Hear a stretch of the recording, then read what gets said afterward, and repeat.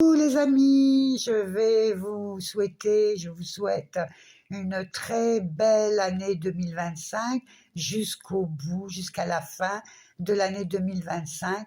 Une excellente année avec Dieu le Père, avec Dieu le Fils et avec Dieu le Saint-Esprit. Alors je vais en profiter pour vous partager quelque chose.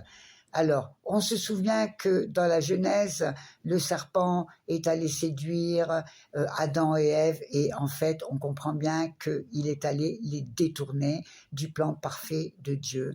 Donc, il est allé les détourner du chemin de la foi, enfin bref, de la vie, de l'éternité, etc., etc. C'est ce qui se passe aussi dans la vie, en fait, depuis.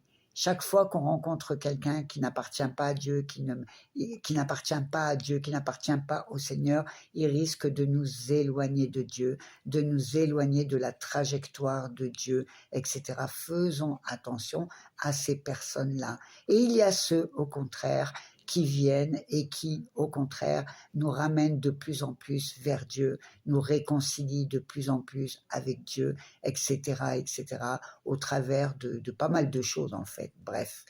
Donc voilà, il y a ceux qui nous éloignent de Dieu, qui veulent éloigner les enfants de Dieu, les créatures de Dieu de leur trajectoire, et il y a ceux, au contraire, qui arrivent et qui rapprochent, qui réconcilient les enfants de Dieu avec leur propre créateur.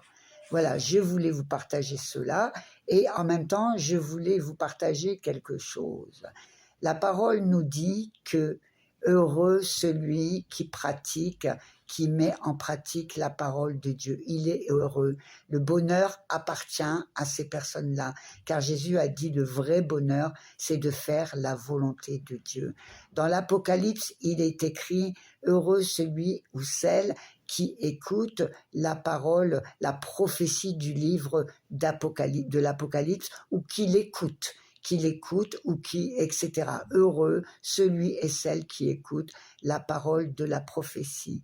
Alors, moi, franchement, je prends conscience de toutes ces choses-là, et quand je parle du Seigneur quelque part à une personne, que ce soit en vidéo ou que ce soit en vrai, qu'est-ce que c'est super!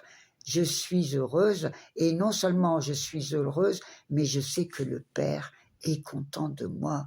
Dieu est content de moi parce que je partage sa parole, je partage ses enseignements, puisque la Bible nous dit « Heureux celui ou celle qui écoute ou qui enseigne ».